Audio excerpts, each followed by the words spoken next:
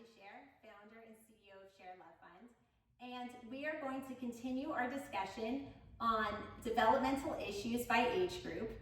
And by age group, we're going to talk about preschool, elementary school, and middle school, and this video is specifically about elementary school.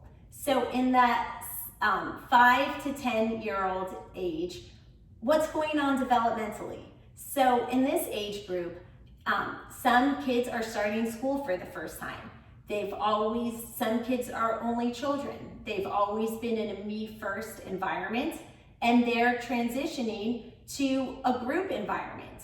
And that's a big change. And that is also a challenge for teachers and special ed teachers, because the child is learning for the first time that not all the toys in the classroom are theirs. And this concept of shared ownership. And also you deal with issues of separation and separation anxiety. And also maybe some authority. If they've always been home, maybe they're just used to listening to their mom and or dad or caregiver or aunt or uncle, and how to establish authority in an age appropriate way. So these are all issues to explore. This is also a time for elementary school, where children drastically increase their awareness of the outside world, and they start through these years to increasingly develop self-awareness. Self-awareness is a little bit, in 5th grade, maybe noticing what other kids are doing. And it depends on the child developmentally. Not all children go through the same developmental milestones at the same time, and not all children go through the developmental milestones as dramatically as others, but in general, all kids pass through these certain developmental milestones. So some of the things that are important in elementary school is to establish respect and trust in a safe environment, and also to teach the children a code of conduct, what is acceptable and what is not acceptable. As I said earlier, some of these children have never been at school before, and some people can observe a classroom and sort of know, okay, I'm not supposed to sit on a desk, but other people need to be told. So I think that the best one tool that's very helpful to redirect this age group is to have a routine, and to set out expectations, and to give reminders. Some children need constant reminders, and some children in this age group need constant cueing. Pick up your jacket and hang it on the hook. Jack, I'm reminding you, can you please pick up your jacket and hang it on the hook? Things like that. What I have found in this age group is sometimes teachers or caregivers or parents will say to a child in this age group, do you want to hang up your jacket and join the class? And the kid won't hang up their jacket. And then later, when the kid is in the office to talk about it, the child might say, she asked me if I wanted to hang up my jacket, and I didn't want to hang up my jacket. So these sort of polite ways that we speak with adults, sometimes that doesn't always work with kids. Sometimes being direct does.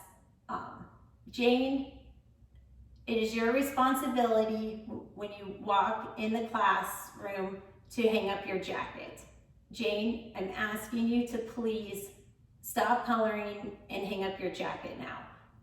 Sometimes just being really direct in a non-emotional way can actually tell the children the standards. I also noticed in dealing with this age group, some teachers, parents, caregivers, special ed teachers, they might say, everybody get in ready position. And then you see a child doing something else in the classroom. And the teacher, says, ready position, everyone. And, by the third time, I think any one of us might be a little bit aggravated. What I have found is that some of these children, they don't know what ready position is. That's too much to memorize. So what they need is bullet point by bullet point specific cueing. Children, please grab a mat and put it on the floor. Maybe just grabbing a mat, they're, using it as a sailboat, who knows? Children, stand in the front of the mat with your toes pointing, to the bear or whatnot. So basically breaking down instructions into little parts. The other thing is some children, they respond better in this age group to physical modeling. If we want to stand on the top of the mat, having the teacher stand on the top of the mat, that helps. Some children don't have this body awareness yet, or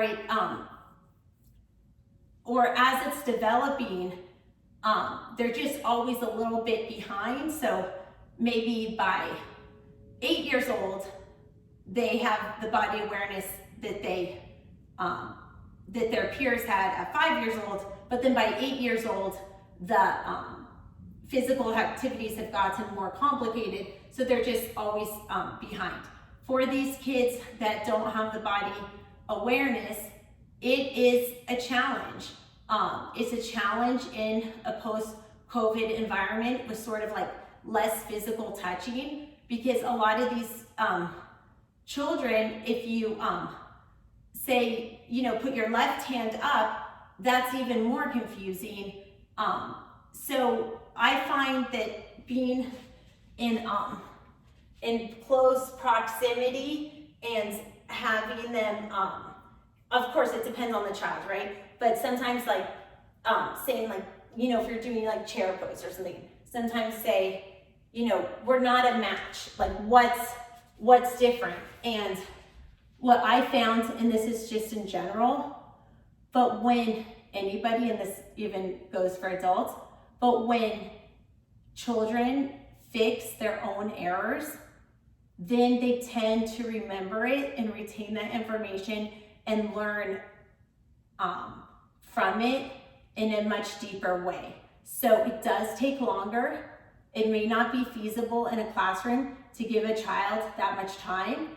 Could take 15 minutes, let's say, for a child to really understand, oh, I'm standing like this, and for chair pose it's like this. But sometimes if you really have the time, the modeling. The other thing that can help children that take more time to get in position in this preschool age group is having them break into partner groups and sort of pairing a child that maybe needs more assistance with a child that is a little bit developmentally more advanced. And it's like peer tutoring. And that's a way, let's say you have 8 children in your class that really need a lot of extra assistance, and let's say you have a class of 16, by pairing them up, you give yourself 8 mini teachers. And so instead of trying to help every child in the room get engaged, you're empowering the children that understand the exercise a little more easily. You're empowering them to engage the children who need a little more help to get engaged. And that's a really beautiful, organic way to help with class management and to teach all of the children's skills, because the child that's a little bit more advanced, they're learning patience and compassion and communication, and the child that needs a little more help, they're getting more one-on-one time than they would otherwise. Granted, it's one-on-one time with a peer, but sometimes peer learning can be highly effective. So these are some issues that children in this age group struggle with, and some tools that may or may not work, but I hope that through this lecture, it helps stimulate your own inspiration and creativity, and ultimately you have the answers within you, and if we can be a guide to help offer some perspective or be stimulating in some way, then I feel blessed to be part of your journey. Thank you so much for your time. Namaste.